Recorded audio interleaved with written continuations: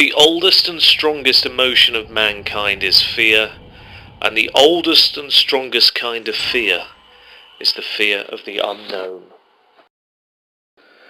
Howard Philip Lovecraft, hailed by literary critics as the inventor of modern horror, is a driving force behind such modern writers as Robert Bloch of Psycho, Wes Craven The Craft, Nightmare on Elm Street, Scream, Stephen King Pet Sematary, Carrie, Children of the Corn, to name but a few.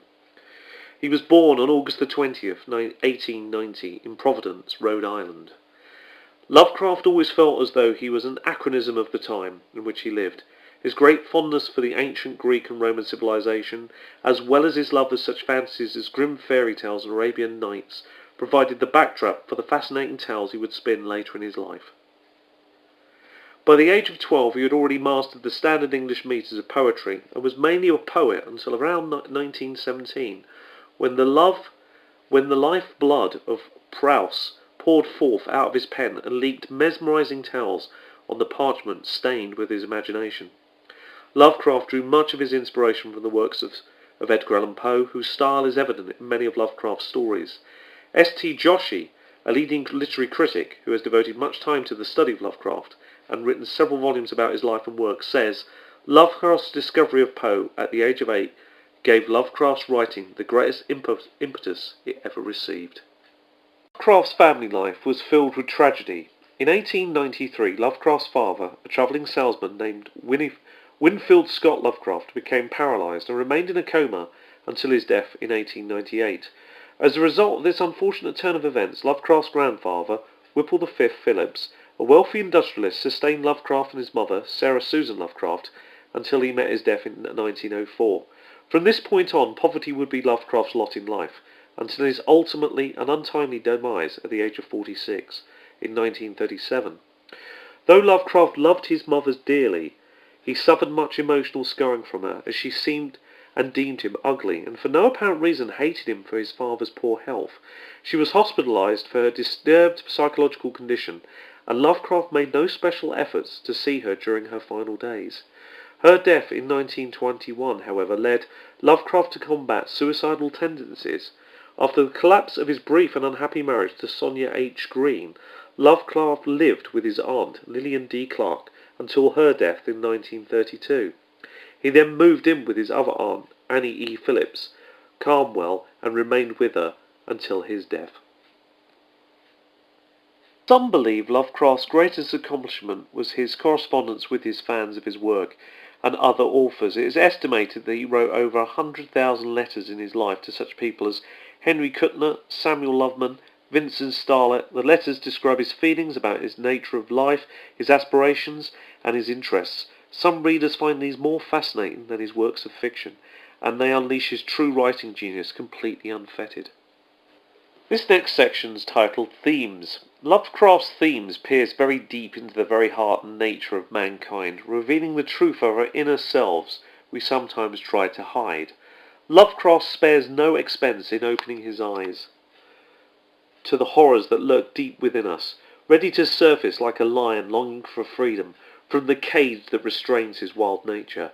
Lovecraft believed that true horror was not lurking in the outer world, but rather was resident within man himself.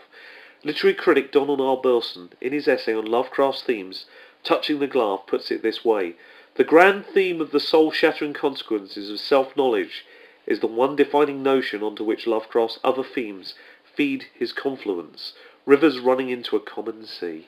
In his work, The Thing on the Doorstep, Lovecraft writes in the first-person perspective, taking on the character of Dan Upton, and says, "Is it true that I have sent 6 bullets through the head of my best friend, and yet I hope to show that by this statement that I am not his murderer?" He goes on to say, "So I say that I have not murdered Edward Darby, rather I have avenged him, and in so doing purged the earth of a horror whose survival might have been loosed untold terrors on all mankind.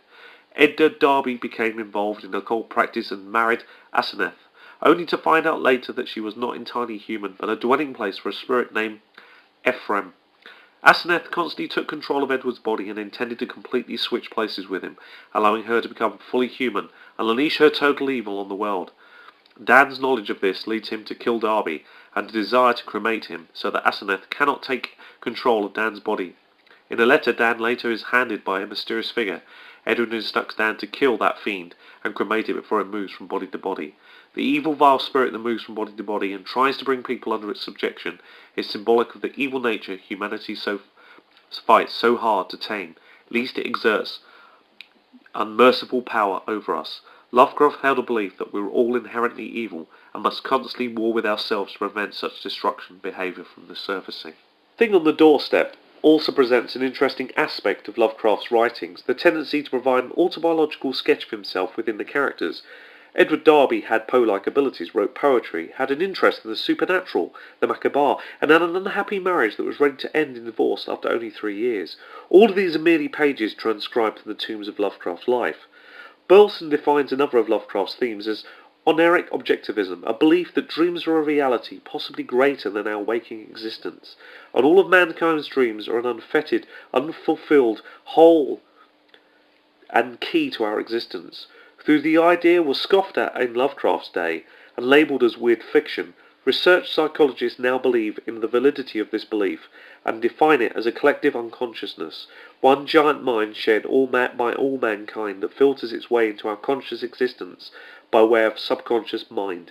Lovecraft was a visionary who peered through the telescope of time and saw distant beams of revolutionary light which would manifest themselves to humanity in time. The theme of oniric objectivism is fully explored in The Silver Key, written in 1926. In this tale, Randolph Carter loses the key to the gate of his dreams because philosophers and realists told him he was immature, as he preferred dream illusions to the illusions of our physical creation. For a while, Randolph denies the childlike fantasies which stem from his dream world and strives to be more logical. Eventually, however, his dead grandfather reminds him in a dream of the Silver Key that will lead him back to his fantasy worlds. Shortly after, he converses with his deceased uncle, Chris, in one of the dreams. Through these dreams, Randall has mastered the fine art of prophecy, foretelling events before they happen, with unerring accuracy. These prophecies are merely recountings of his experiences in the dream world. After Randall's physical death, the author states his belief that Randall is not dead, but skillfully navigating the reality of the dream world. He concludes by saying, "Certainly I look forward impatiently to seeing the sight of this great silver key, for in its cryptical arabesques there may stand symbolized all the aims and mysteries of the blindly impersonal cosmos." The last statement embodies Lovecraft's view of how the collective dream world of humanity actually is a reality that can discern the truth of humanity and provide an external habitation for the souls of mankind. The one technique that is all-encompassing, the thread that runs through the whole of Lovecraft's work, is cosmic imagery. During his career, Lovecraft evolved a characteristic set of imagery to convey this cosmic horror, imagery reflecting his view of the universe as a vast, purposeless machine. Lovecraft himself is quoted as saying, "If one must web cobwebs of empathy and ether, let them supply a decorative element of these cosmic spaces that which would otherwise be ambiguous and tantalizing to the void." Cosmic imagery attempts to paint portraits of man's outer surroundings and tie it directly with the framework of the work of which it is part. The imagery can refer to actual physical surroundings or encompass the intangible recesses of imagination, personality, and other abstract concepts. Examples of comic imagery flood Lovecraft's horrific tales. The conclusion of The Hunter of the Dark is saturated with such images. The following are 2 closing paragraphs which serve to splash terror across the canvas of the mind. I am Robert Blake. I see the tower in the dark. There is a monstrous odour, senses transfigured, boarding at the tower window, creaking and giving away La Nagia. I see it coming here, hell wind, titan blur, black winds, Yog-Sothoth, save me, the 3-lobed burning eye. In these few words the reader can see the utter blackness, hear the torrentious wind, an eerie creaking of the window, and visualize the hideous inflamed eye. Another example of cosmic imagery is seen in the Call of the Cthulhu. Here, Lovecraft writes, "We live on a placid island of ignorance in the midst of black seas of infinity, and it was not meant that we should voyage too far. The sciences, each straining in its own direction, have hitherto harmed us little, but some day the piercing together of this disassociated knowledge will open up such terrifying vistas of reality and of our frightful position therein, and we shall either go mad from the revelation or flee from the deadly light into the peace of the safety of a new dark age." Here, ignorance is seen as an island, and infinity as black seas that sail upon it. Science is given the ability to strain, and knowledge the ability to open up. These vistas Once we can actually see humanity running from the light of revelation and entering the shrine of Dark Age, the ability to weave masterful imagery into ordinary circumstances and entities into a hallmark of Lovecraft's literary genius. Though derided by many as merely a writer of weird fiction and a restless contributor to pulp magazines, Lovecraft's boundless imagery, inspired writing style, and contribution to modern best-selling authors cannot be denied. It'd be fitting to close the discussion of this controversial father of modern horror by citing one of his most popular quotes that serves as a cornerstone to his fascinating works. "The oldest and strongest emotion of mankind is fear, and the oldest and strongest kind of fear is fear of the unknown."